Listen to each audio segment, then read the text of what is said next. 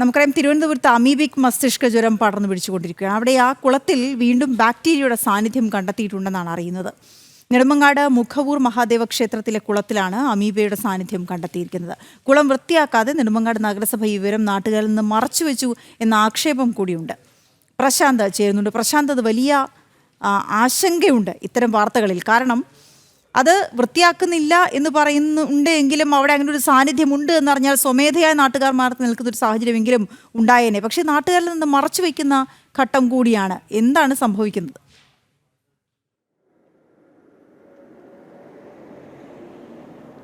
പിന്നെ 2 കുട്ടികൾക്ക് മസ്തിഷ്ക ജ്വരം ബാധിച്ചതിന് പിന്നാലെയാണ് നെടുമങ്ങാട് മുഖവൂർ ക്ഷേത്രത്തിലെ മഹാദേവ ക്ഷേത്രത്തിലെ കുളത്തിൽ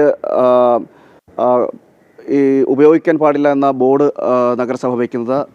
അതിനുശേഷമാണ് പിന്നീട് യാതൊരു നടപടികളും ഉണ്ടായിട്ടില്ല എന്ന് വേണം മനസ്സിലാക്കേണ്ടിയിരിക്കുന്നത്. തുടർന്ന് വീണ്ടും ആ ഇടത്ത് തന്നെ വീണ്ടും മസ്തിഷ്ക ജ്വരം ബാധിക്കുന്ന അല്ലെങ്കിൽ അതിൻ്റെ ബാക്ടീരിയ സാന്നിധ്യം കണ്ടെത്തിയിട്ടുണ്ടെന്നാണ് ഇപ്പോൾ മനസ്സിലാക്കാൻ കഴിയുന്നത്. എന്നാൽ അതിൻ്റെ വിവരങ്ങളെല്ലാം ഇപ്പോൾ ആരോഗ്യവകുപ്പും അതോടൊപ്പം തന്നെ നഗരസഭയും നെടുമങ്ങാട് നഗരസഭയും മറച്ചു പിടിക്കുന്നു എന്നൊരു ആക്ഷേപമാണ് പ്രദേശവാസികൾ ഉന്നയിക്കുന്നത്. ആദ്യം തന്നെ ഇത്തരമൊരു സാഹചര്യം ഉണ്ടാകുമ്പോൾ അത് വൃത്തിയാക്കി കൊണ്ടൊരു നടപടികൾ സ്വീകരിക്കുമെന്നാണ് കരുതിയത്. കാരണം സ്വാഭാവികമായിട്ടും ജനങ്ങൾ പരിഭ്രാന്തിയാകും, അവിടേക്ക് പോകാൻ മടിക്കും, ഇത്തരത്തിൽ വെള്ളത്തിൽ കുളിക്കരുത് എന്നടക്കമുള്ള നിർദ്ദേശമുണ്ടായിരുന്നു.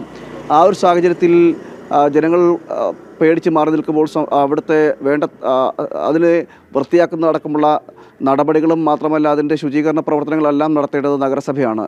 എന്നാൽ നഗരസഭയുടെ ഭാഗത്തുനിന്നോ ആരോഗ്യവകുപ്പിൻ്റെ ഭാഗത്തുനിന്നോ അത്തരം നടപടികളൊന്നും ഉണ്ടായില്ല എന്നാണ് പ്രദേശവാസികളെല്ലാം ഇപ്പോഴും പരാതിപ്പെടുന്നത്. നിലവിൽ ഈ പറയപ്പെടുന്ന മഹാദേവ ക്ഷേത്രത്തിന് സമീപത്തായി സ്കൂൾ സ്ഥിതി ചെയ്യുന്നു.